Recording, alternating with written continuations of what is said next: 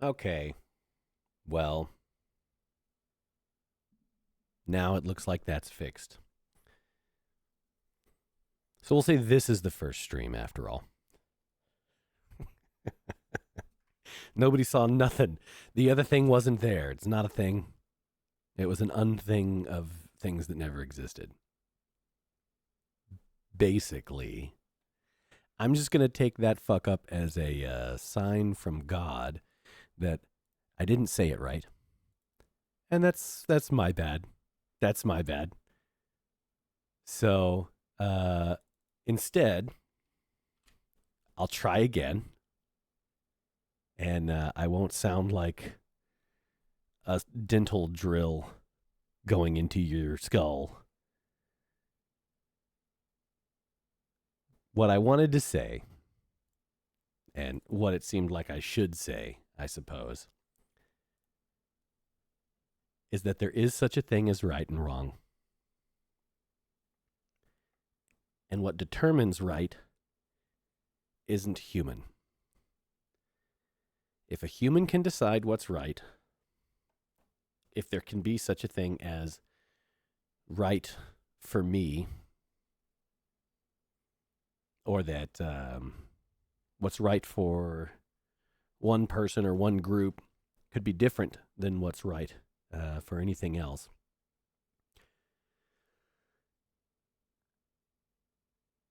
In an infinite universe over an infinite amount of time, things that are different are going to destroy each other. So that can't be right. And as I say that, that's not it either. I guess the whole point of anything I do, all of the boundary testing, is trying to find what's actually right versus what I think is right. And I can kind of always tell the second that I say something that's wrong. I don't always get to know before I say it, but I do get to know as soon as it comes out of my mouth. So I'll try one more time here, because there is something that I did better the first not time.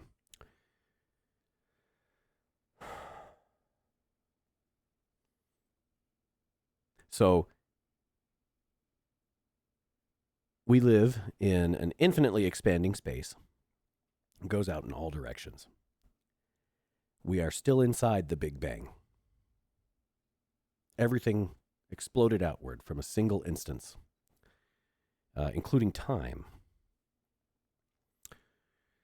And so this is a thing that happened outside of time. The temporal momentum you're experiencing doesn't matter that much to the beginning of all things, right?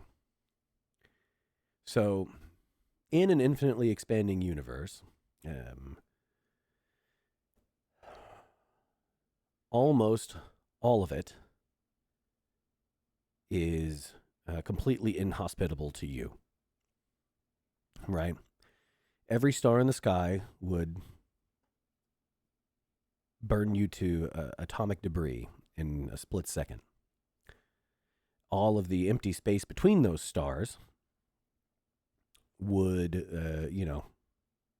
still either irradiate you, cook you alive, or depressurize you into paste and then dust, right? That's what right and wrong is like. When you realize how incredibly stringent right is, how incredibly strict, how incredibly impossible to manage or handle in a simple way that right is, and just how much wrong there can be, it starts to make sense why everybody argues all the time about what's right and what's wrong. After all, everything they've ever seen is probably wrong. The idea of something that's actually right, statistically, is impossible. You know? How do you get there? What's the system to get there? How do you make a right decision when faced with infinite decisions? Everybody knows about choice paralysis.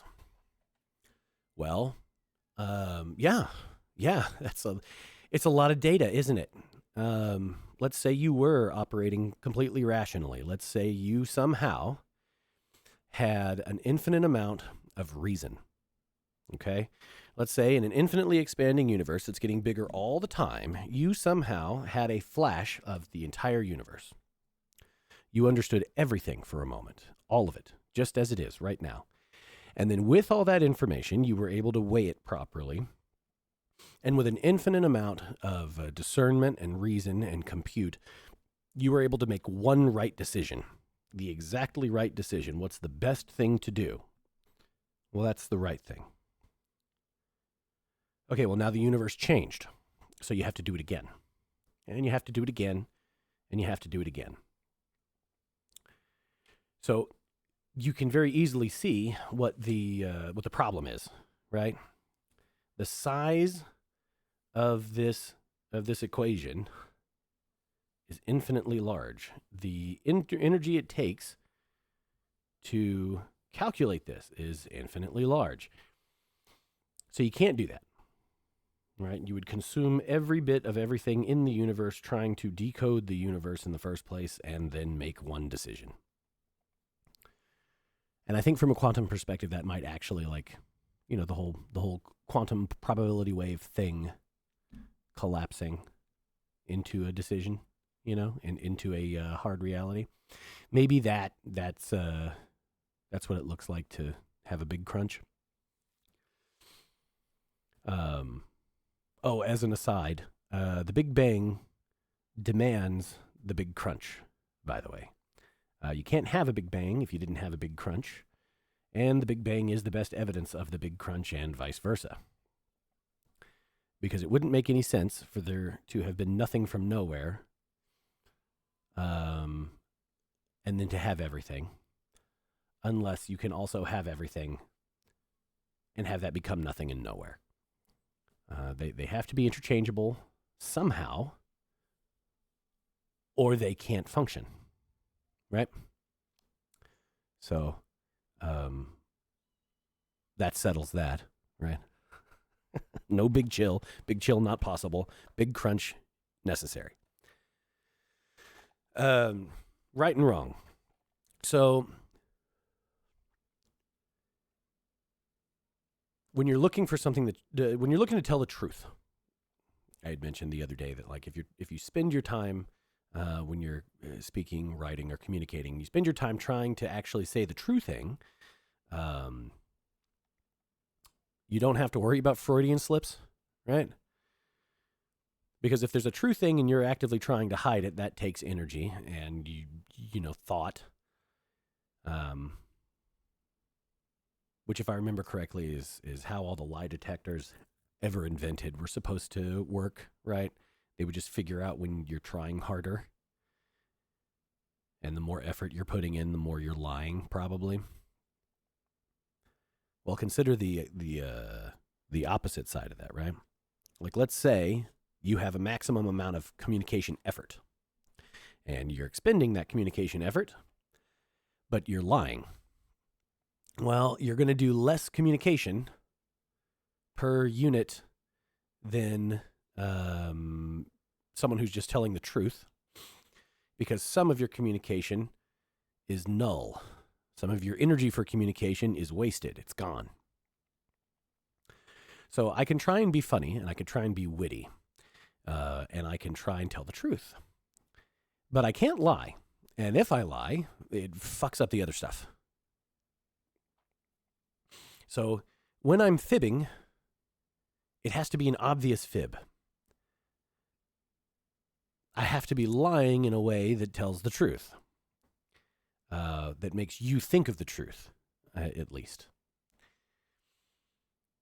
I'd made a joke the other day that the best way to say slurs is to not say them at all. It's to make you say them by saying something else. And it is. But that works for everything. All the things that you have been conditioned not to think, all the things that you've been trained not to think or say, all of the things that there have been inevitable works of evil placed between you and the truth, I don't know if I can break through them. I can't just show you the thing. Anytime someone who thinks they have no faith brings up like the magical thinking of religion, oh, this is all bullshit. I need proof, damn it. I mean, the best answer should be to, like, Clockwork Orange their eyes and just have them look anywhere, right? But it's not. That doesn't work. There's already things in the way. There's been great effort and energy put into disguising the obvious reaction that you should have to every glorious thing around you. And that works. So I can't do that. But what I can do is sidestep it. I can't break through the armor. But what I can do is I can do and say things that make you think of it on your own. And if that works, great. So right and wrong. If in an infinite universe full of almost everything that will kill you right this second, you still exist. You've existed so far. Sounds like you're doing a pretty good job. You are not instantly wiped away. So you weren't created. You didn't come into existence in the emptiness of dead space. You didn't blink in and out of existence in the heart of a star. You were born in this tiny little area where humanity can exist, or where consciousness, regardless of its vessel, can take root. Very cool. Good job. You also haven't done any of the billions and billions of things that would have killed you since then, if you're listening to this. Now, you might here in a minute, but you haven't yet. That's also a pretty good job. Because any one of those would have been wrong. Like, obviously wrong, right? But you didn't. Nice. So using those parts, we can then extrapolate. We can go further. So then what would be right? Being right would be the most right that you can be for the longest, which that's a good metric. And there's a lot out there against that, and it's really, really difficult to do. So what would that look like? And if you apply that to your decision making, things get really boring and really intense. Because as it turns out, there's nothing new under the sun. And we actually know all the things that you're supposed to do because they're pretty much the same things that they've always been the entire time that we've been what we are. You look at the fossil record and you go, humans have been the same for 250,000 years. 2 million years. However long.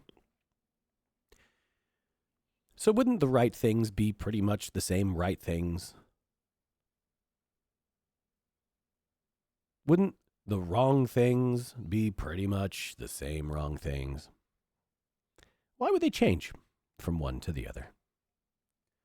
What would make them change? Probably nothing. Probably nothing. And I mean that literally. The probability that anything would do that is almost completely, it's definitely statistically impossible, and it's probably actually impossible. Unless you're not human. Maybe if you're not human, what's right for you would be what's different from what's right for the rest of us. Maybe that would be the change. But if it is, isn't that worse to not be human? Wouldn't that be more daunting, not less?